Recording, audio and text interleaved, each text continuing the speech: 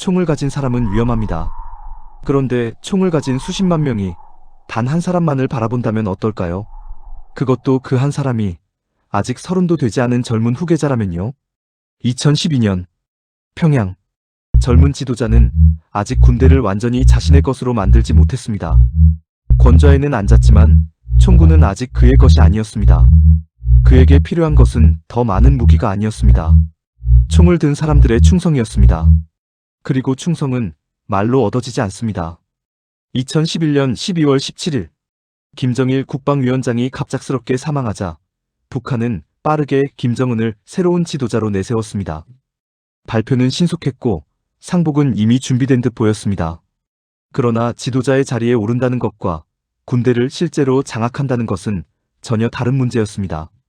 자리는 하루 만에 물려받을 수 있어도 충성은 하루 만에 만들어지지 않습니다.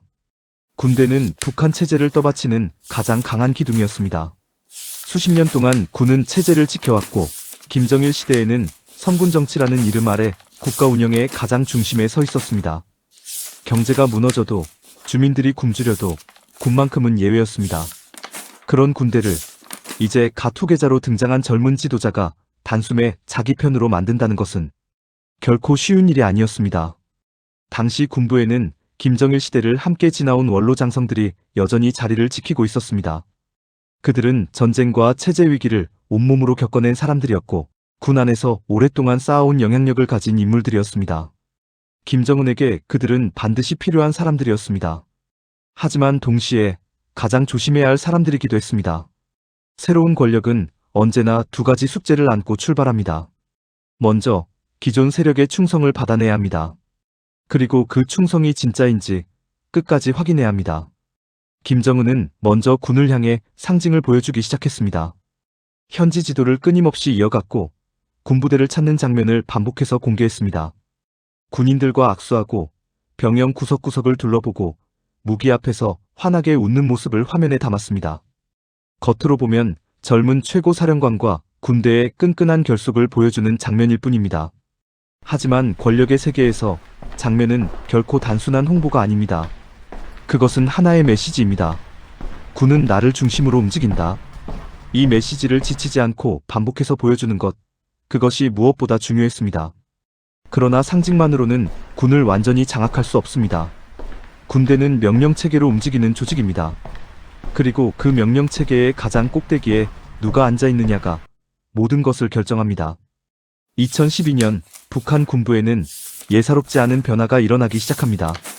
김정일 장례식에서 운구차를 직접 호위했던 핵심 군 인사들 가운데 일부가 얼마 지나지 않아 권력의 중심에서 조용히 멀어져 갔습니다. 그중 가장 상징적인 인물이 바로 리영호였습니다. 리영호는 당시 북한 군부에서 가장 강력한 실세로 평가받던 인물이었습니다. 그는 군의 최고 지휘관 자리인 총참모장에 정치국 상무위원이라는 당내 최고위직까지 함께 쥐고 있었습니다. 군권과 당권을 동시에 가진 그야말로 정점의 자리였습니다.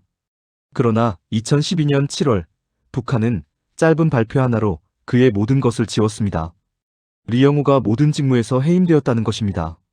공식적으로 내세운 이유는 건강 문제였습니다. 하지만 이를 곧이곧대로 믿는 전문가는 많지 않았습니다. 새로운 지도자가 군부의 최핵심 인사를 교체하며 자신의 통제력을 강화해 나가는 과정으로 읽는 시각이 지배적이었습니다. 이 장면은 군 내부에 하나의 강한 신호로 새겨졌을 것입니다. 김정일 시대의 위치가 김정은 시대의 안전을 보장해주지는 않는다. 권력은 사람을 남겨두기도 하지만 필요하다고 판단되면 언제든 가차없이 바꿉니다. 그리고 그 교체가 모두가 보는 앞에서 공개적으로 이루어질 때 메시지는 훨씬 더 강력해집니다. 김정은은 군을 무너뜨리려던 것이 아니었습니다. 군이 바라보는 방향, 그 자체를 바꾸려 했던 것입니다. 군이 오직 자기 자신만을 중심으로 움직이게 만드는 것, 그것이 이 모든 과정의 핵심이었습니다. 여기서 또 하나의 중요한 인물이 등장합니다. 최룡해. 그는 전장을 누빈 정통군 출신, 장성이라기보다 당과 김씨 일가에 가까운 정치적 인물로 평가받는 사람이었습니다. 2012년 그는 군 총정치국장 자리에 오르며 군 내부에서 매우 중요한 위치를 차지하게 됩니다. 총정치국은 군인의 사상과 충성심을 관리하는 핵심 기관입니다.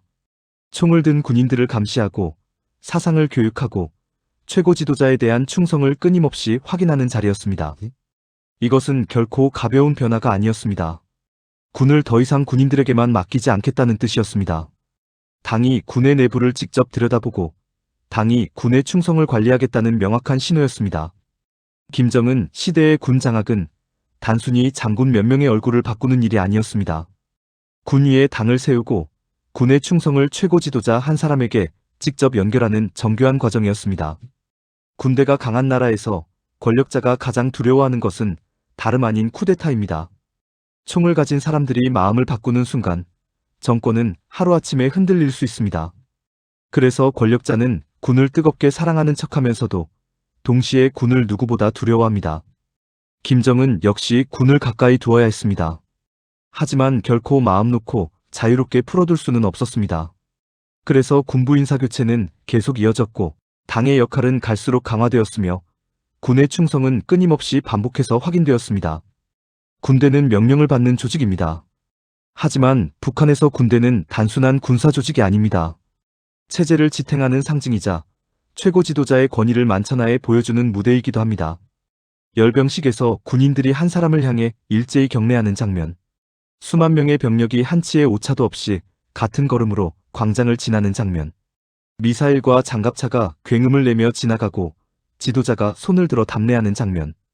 그것은 군사력의 과시이기도 하지만 동시에 권력 질서의 확인이기도 합니다.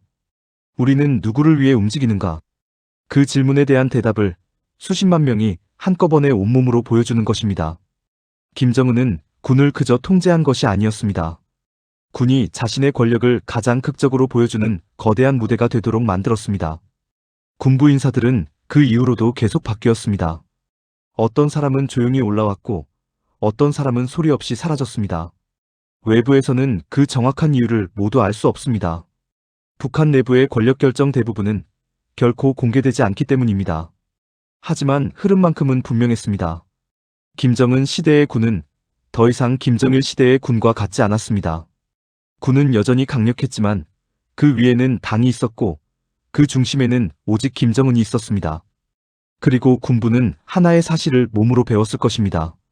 충성은 말로 하는 것이 아니라 끝없이 다시 증명해야 하는 것이라는 사실입니다.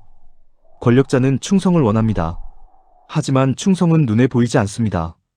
그래서 권력자는 사람을 바꾸고 자리를 바꾸고 서열을 흔듭니다. 누가 흔들리는지 지켜보기 위해서입니다. 누가 끝까지 살아남는지 확인하기 위해서입니다. 그리고 누가 마지막까지 고개를 숙이는지 두 눈으로 확인하기 위해서입니다.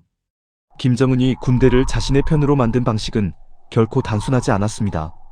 한편으로는 군을 한없이 치켜세웠습니다. 다른 한편으로는 군을 촘촘하게 감시했습니다. 한편으로는 군사력을 화려하게 과시했습니다. 다른 한편으로는 군의 인사권을 소나기에 틀어쥐었습니다. 한편으로는 군을 맨 앞에 세웠지만 결국 그 군이 바라보아야 할 방향은 처음부터 단 하나였습니다. 최고 지도자. 그렇게 북한의 군대는 김정은 권력을 떠받치는 가장 단단한 기둥이 되었습니다.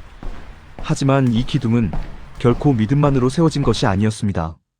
그 안에는 보상과 두려움, 충성과 감시, 승진과 숙청이 한데 뒤섞여 있었습니다. 총은 나라를 지킬 수 있습니다. 하지만 권력자의 입장에서 정작 더 중요한 것은 따로 있습니다. 그 총구가 지금 어디를 향하고 있는가? 그리고 그 총을 든 사람이 지금 누구의 명령을 기다리고 있는가? 김정은 시대의 군부 장악은 바로 그 질문에 스스로 답을 만들어가는 길고 조용한 과정이었습니다.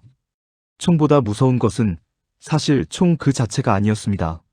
총을 든 수십만 명이 오직 한 사람만을 바라보게 만드는 힘. 그것이야말로 권력을 완성하는 또 하나의 방식이었습니다. 그리고 다음 이야기에서는 그 권력이 군대 밖의 평범한 사람들에게는 어떻게 작동했는지를 살펴보겠습니다. 북한 주민들이 가장 두려워했다는 조직. 말 한마디, 표정 하나, 심지어 가족의 과거까지 낱낱이 감시했다는 조직. 보위부.